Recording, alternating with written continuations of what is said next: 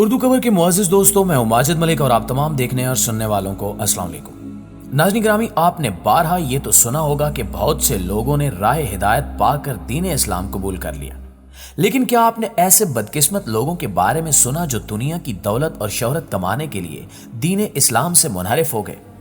Showbiz کی دنیا میں دولت و شہرت پانے اور غیر مسلم آقاؤں کو خوش کرنے کے لیے انہوں نے کیسے اپنے ایمان کا سودا کیا، ان بدقسمت لوگوں کے بارے میں جاننے کے لیے اس قیمتی اور معلوماتی ویڈیو کو شروع سے لے کر آخر تک ضرور دیکھیے گا، جنہوں نے اس دین حق کو چھوڑ کر تباہی اور بربادی کے راستے کو چن لیا۔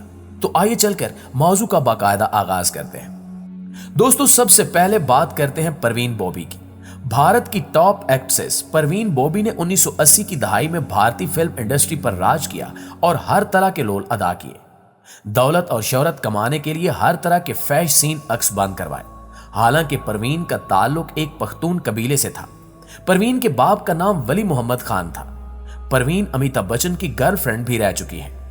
پروین کی خوبصورتی اور جوانی اتنی مسحور کن تھی کہ جو بھی دیکھتا دم بخود رہ جاتا۔ پروین نے امیتابھ بچن کے ساتھ کئی فلموں میں کام کیا۔ اس کے علاوہ کئی اداکاروں کے ساتھ اس کے ناجائز تعلقات بھی قائم رہے۔ فلم انڈسٹری کو چھوڑنے کے بعد ایک ہندو سادھو یوجے کرشنا مورتی کے ساتھ روحانیت کے سفر کے لیے کئی ممالک کا سفر کیا۔ یوں اس بدقسمت عورت نے اسلام کو چھوڑ کر عیسائی مذہب کو قبول کر لیا۔ پروین بوبی 22 جنوری 2005 کی صبح ممبئی میں اپنے فلیٹ پر مردہ حالت میں پائی گئی۔ جب اس کو ریسکیو کیا گیا تو معلوم ہوا کہ یہ کئی دنوں پہلے ہی مر چکی تھی۔ کئی دن تک اپنے کمرے میں مردہ حالت میں پڑے رہنے کی وجہ سے اس کی لاش سے تعفن اٹھنے لگا اور کسی کو کانوں کان خبر بھی نہ ہوئی۔ عمر کے آخری حصے میں کئی طرح کی بیماریوں کا شکار ہو چکی تھی اور اس کا خیال رکھنے والا کوئی بھی نہیں تھا۔ دوستو، اب آپ کو تلکا رتن دلشان کے بارے میں بتاتے ہیں۔ دلشان، جو کہ سری لنکا سے تعلق رکھتا ہے اور ایک مشہور کرکٹر ہے، سری لنکن کرکٹ ٹیم کا سابق کپتان بھی رہا ہے۔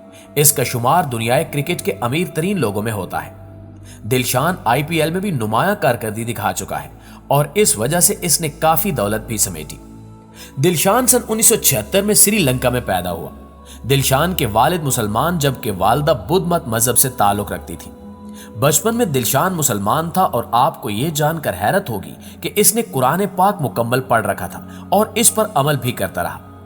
دلشان کو بچپن سے ہی کرکٹ کا بہت شوق تھا اور جوانی تک پہنچتے ہی ایک اچھا کرکٹر ثابت ہوا، لیکن اپنا کیریئر بنانے کے لیے اس کو مختلف مشکلات اٹھانا پڑی۔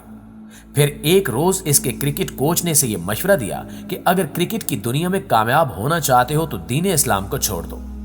پھر یوں ہوا کہ کوچ کی باتوں میں آ کر 16 سالہ دلشان نے دین اسلام چھوڑ دیا اور بدھ مذہب میں شمولیت اختیار کر لی۔ کیونکہ بدھ مت سری لنکا کا سرکاری مذہب ہے تو مذہب تبدیل کرنے کے بعد دلشان کو کرکٹ کی دنیا میں خوب پذیرائی حاصل ہوئی۔ نہ صرف کرکٹ کی دنیا بلکہ میوزک اور فلم انڈسٹری نے دلشان کو ہاتھوں ہاتھ لیا اور یہ راتوں رات دولت اور شہرت کی بلندیوں کو چھونے لگا۔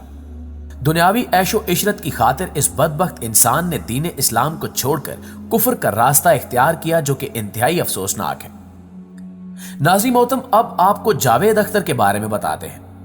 جاوید اختر برصغیر پاک و ہند کا مشہور شاعر ہے۔ اس کا تعلق ہندوستان سے ہے۔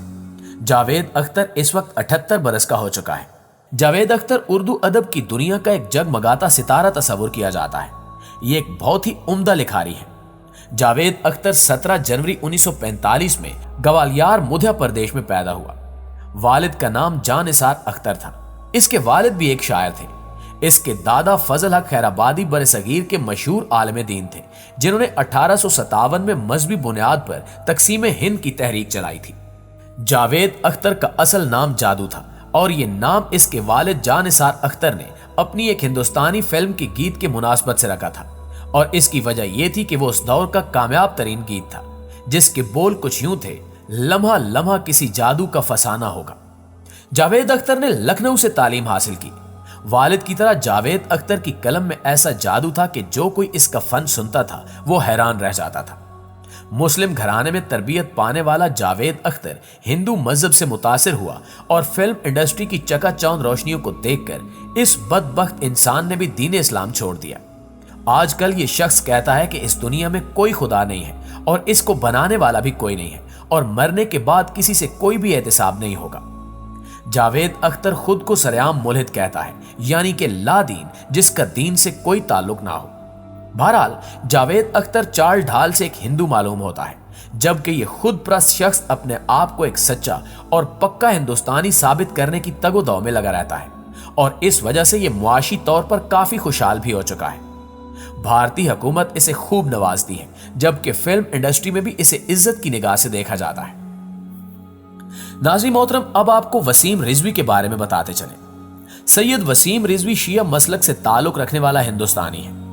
وسیم رضوی انڈیا کے بھارتی شیعہ وقف بورڈ کا چیئرمین بھی تھا، لیکن بی جے پی حکومت آنے کے بعد یہ اپنا مذہب چھوڑ کر مودی سرکار کے قریب ہوتا چلا گیا۔ اس نے اسلام کے خلاف پراپوگنڈا کرنا شروع کر دیا۔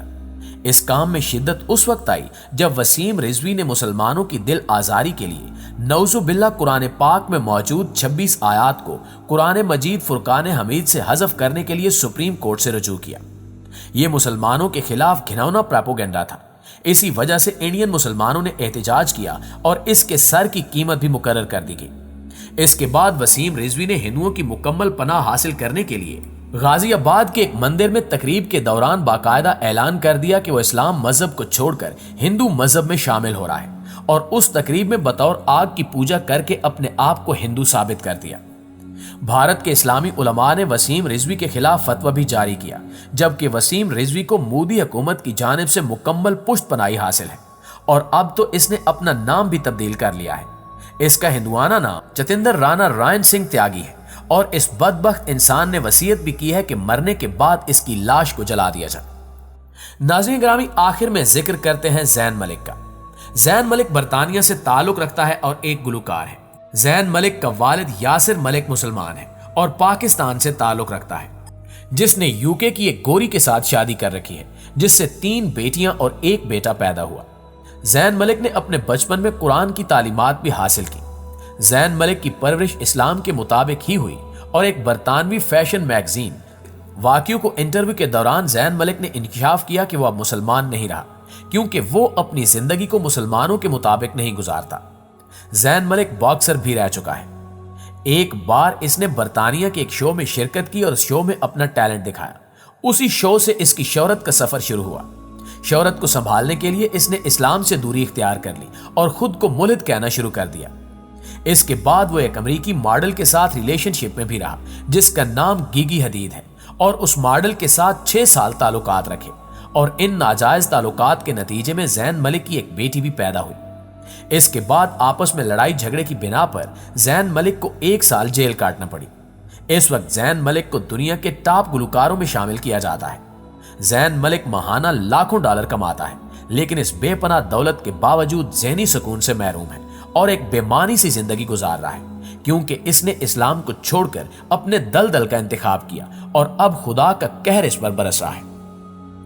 جی تو معزز دوستو، یہ تھی ہماری آج کی ویڈیو۔ اس حوالے سے آپ دوستوں کی رائے کیا کہتی ہے کمنٹ کر کے ہمارے ساتھ شیئر ضرور کیجیے گا۔ انشاءاللہ آپ سے ملاقات ہوتی ہے اگلی ویڈیو میں۔ تب تک اپنا اور اپنے پیاروں کا ڈھیر سارا خیال رکھیے۔ اللہ نگہبان۔